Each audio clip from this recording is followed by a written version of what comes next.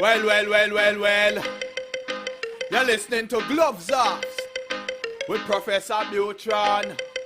Alright then, I may say words on point, straightforward. No jibber jabber, everybody forward. Issues, facts and solution. Get it at Gloves Off with Professor Buitrón. Alright, what other thing is a revolution? Get it on point with Professor Buitrón. Gloves Off, no nonsense issues, politics, community. A better men follow reader. Gloves Off, a revolutionary show with everything that you need to know. With Professor Buitrón. Watch ya!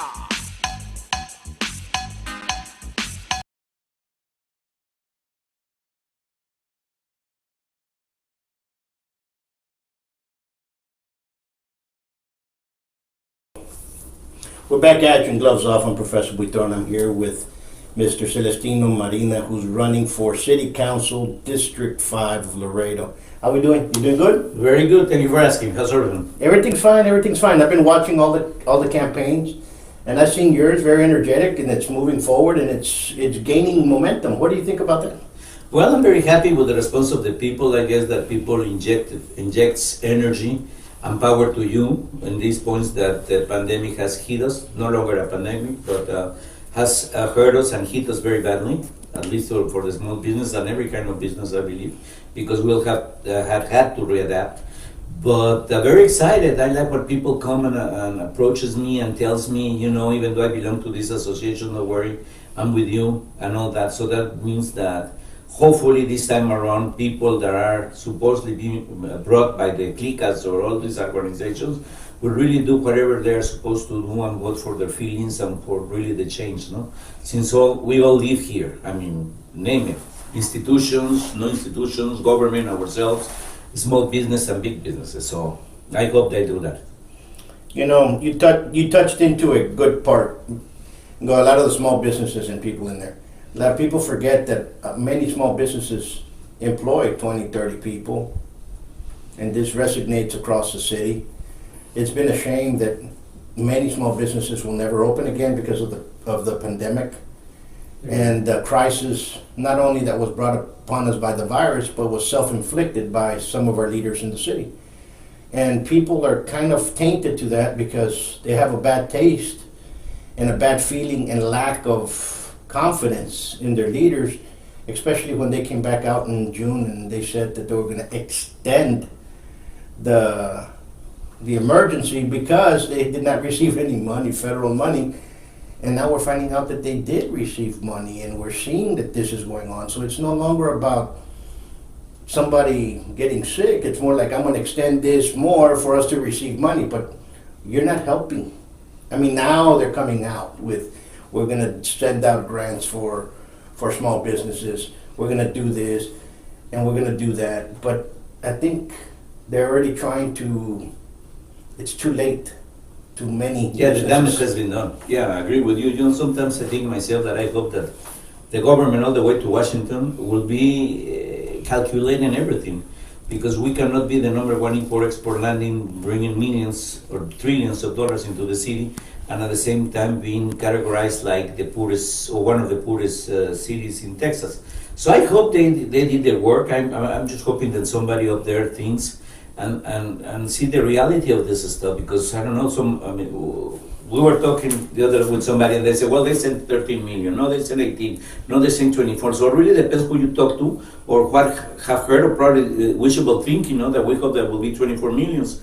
We're almost out of the pandemic, and I had to be like probably forced, because the first international flight from Mexico City came last Monday, and from what I understand, this pandemic started by airplanes and by people traveling, and right now the people are traveling, but we're not communicating with our neighbors on the Mexican side, nor us with them, nor them with us. So it's something weird to think about it, but let's hope that it opens, because right now we have not received any help locally.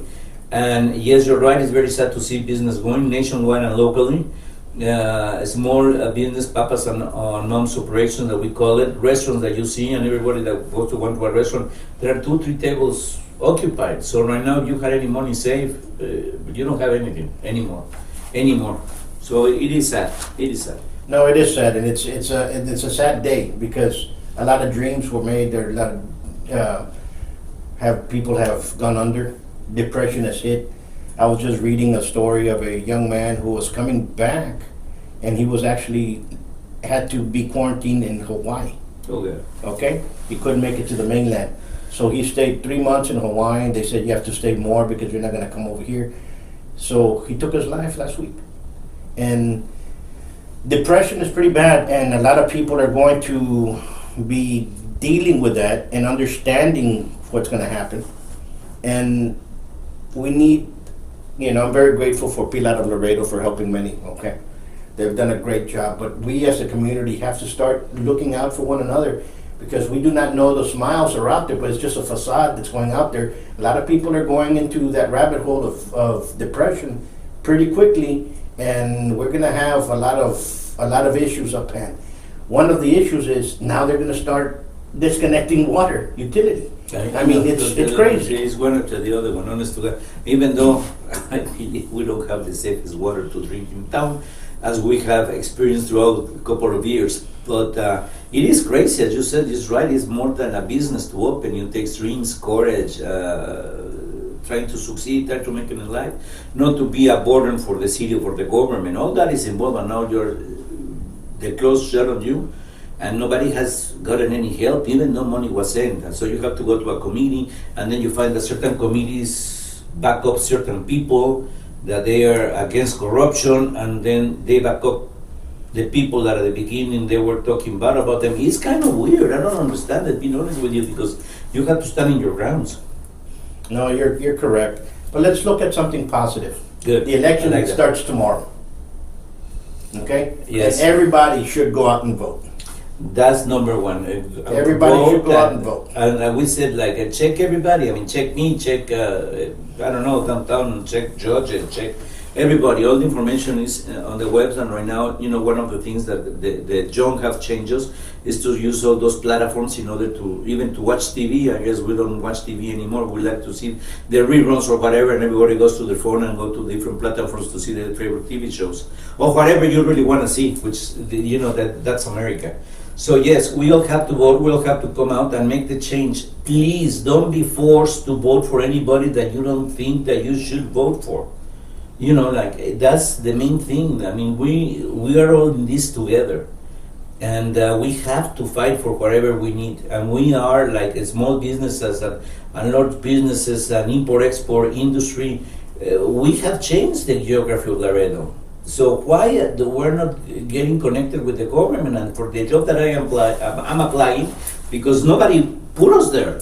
We're applying for that job. So is to be the mediator between government and citizens to gain that trust back, to come back again and wake up Laredo.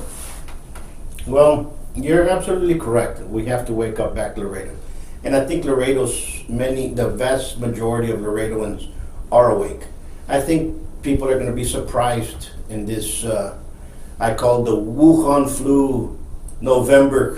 I think a lot of people are on November 4th that thought they were going to be there because they were already there before are not going to be there. And I think that's what's going to happen. And people are expressing themselves, and it's sad because sometimes, we get caught up with our daily lives in the past, and we really never paid attention to elections. Now people are talking about, this candidate, and you're starting to hear it a lot more. Yeah, that's good because, we have a lot more time to be in our houses because we don't have anything to do. I mean, let's say that your business went slow or almost dead. Why would you open? Another business is not the right time. Look at the mall. It's depressing what has happened to the mall. Nobody has even backed them up. And it's sad, it is, and we have to do the best of whatever we have. But right now we have zero help, zero assistance. And instead of that, we are being abused or hit because, in the restaurant that I work, we got visitors from the police trying to give us tickets. We have this and that, and I said, very honest with you, people not very much willing to come out, and then whenever they're going to come out to the place to have a burger, I'm not going to tell them not to come in. I mean, honest to God. So if you want to find them and have a police in every restaurant and you give them a ticket. Why do you leave it to the owners of the restaurants that were barely making it? I don't understand that. Instead of getting more comfort with the city, with the government, and with our neighbor citizens. You know, I'm going to tell you this, Mr. Marina, and I'm going to tell you this. Our city has abused the power under the color of law.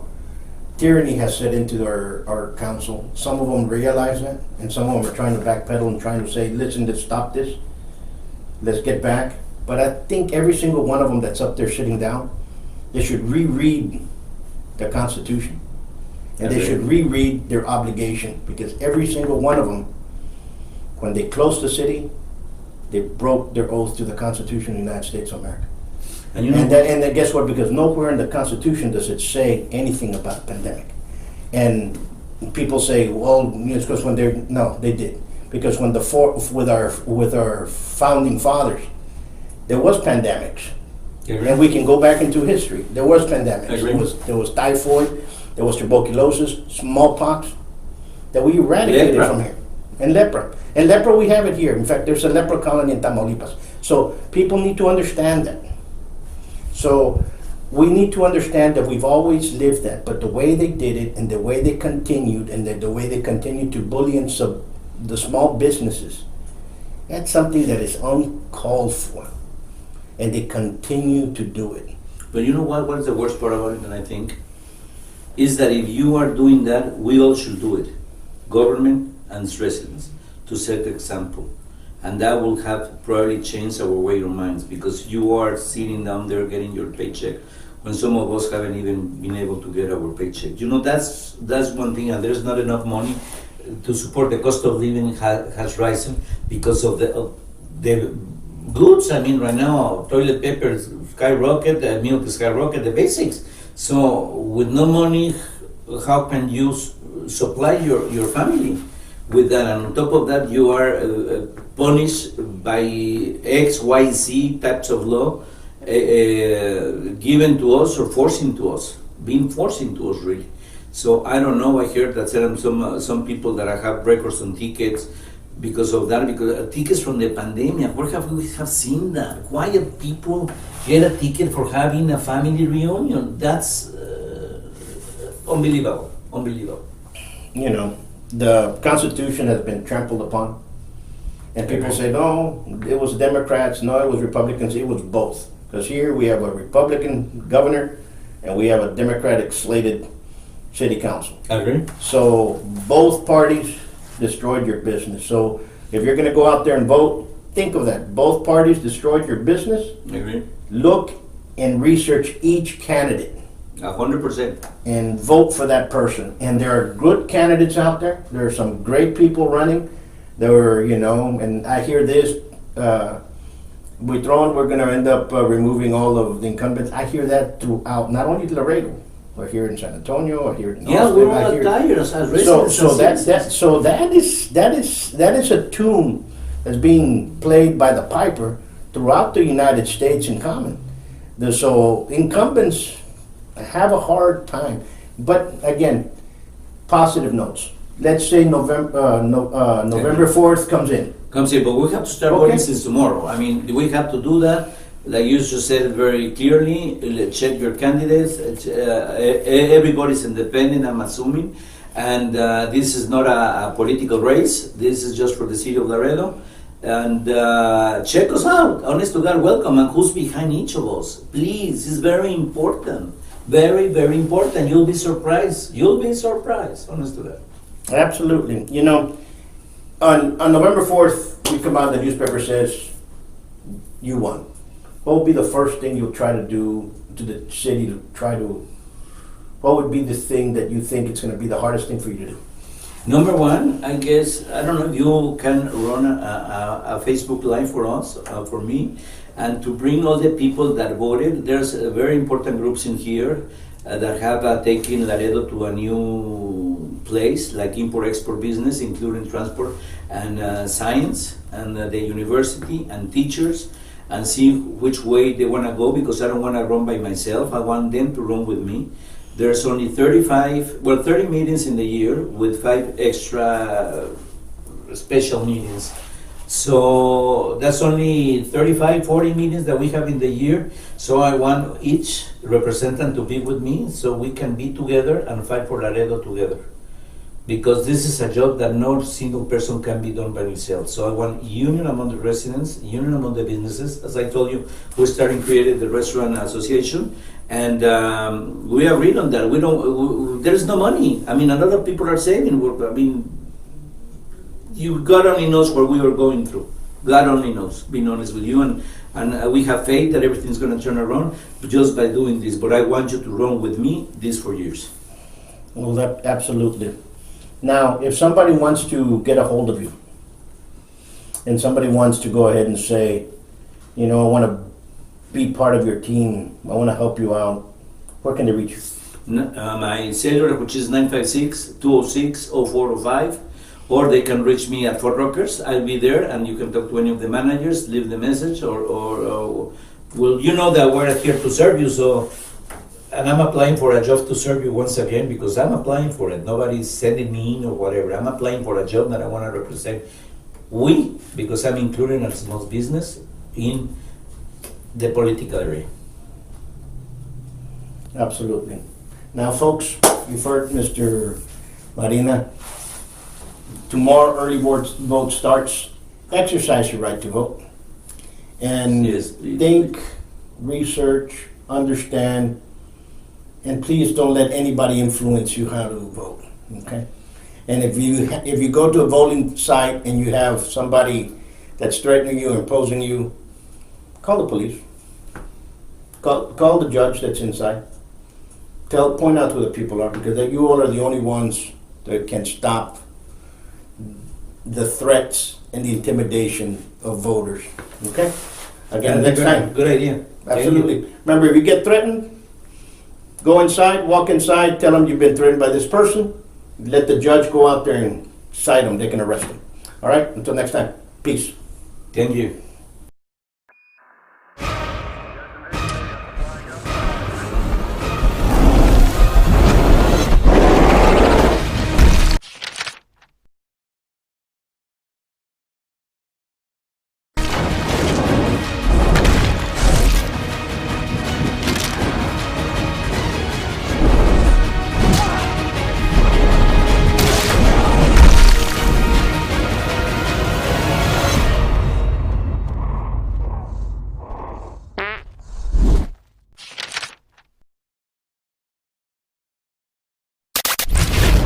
The following political paid advertisements do not reflect the political opinions of the program or its associates. Any political campaign or candidate who wishes to purchase advertising can do so. Advertising is open to all on behalf of Gloves Off.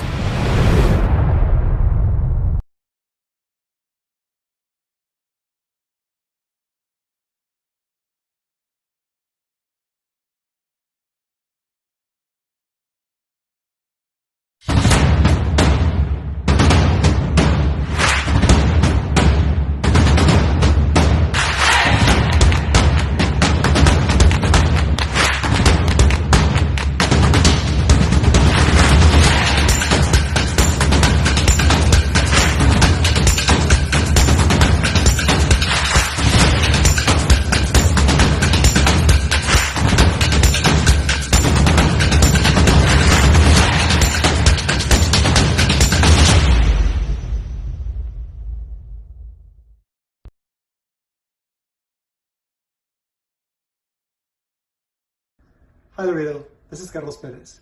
I'm running for Laredo College Board of Trustees Place 8. You can follow us on social media on Twitter, Instagram, and Facebook at CG Perez RLC. I look forward to gaining your support this campaign season and earning your vote November 3rd. Thank you.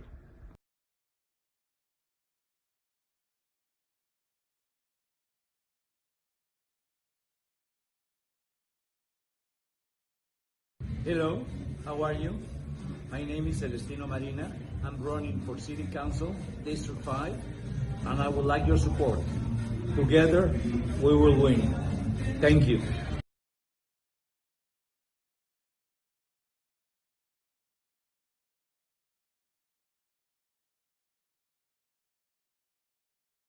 Laredo College needs a leader, an educator with a vision to move forward for a positive change. This is why, as your candidate, I want accessible education, and most importantly, I want to listen to your concerns as a stakeholder, students, faculty, staff, and taxpayers. It's time for education over politics. Vote Justin Huntsnusher Casiano for Laredo College Board, place 7.